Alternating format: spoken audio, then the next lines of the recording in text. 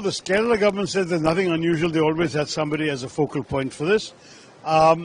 It is true that because of the very large Kerala diaspora, a number of issues affecting the welfare of Keralites in foreign countries comes to the attention of the people's representatives. Myself as an MP, there's not a single week in the last 15 years that I haven't had some issue involving our constituents stuck or in problems or difficulties or even worse, deaths and so on in foreign countries.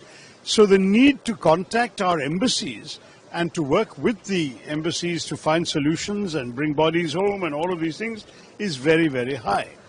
Now, that doesn't mean that the state government can even think of substituting itself for the authority of the centre.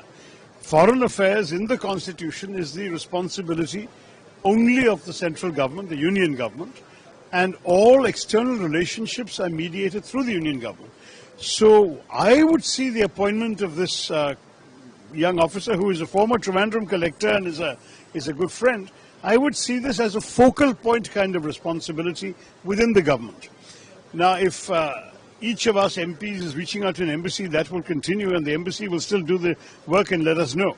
But let us say if there is an issue involving the state as a whole, instead of multiple departments chasing after an embassy or the foreign ministry, it may be useful to have one focal point in the government who can be the relay point for communicating information, amassing information, and in turn communicating it to the rest of the government.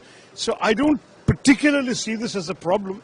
Perhaps the way in which it was portrayed or reported as, they have their own foreign minister in Kerala, that's not true. And that's I think that's undoubtedly a political misstatement by the BJP. I don't think there was any such effort. It could have been better presented by the state governments.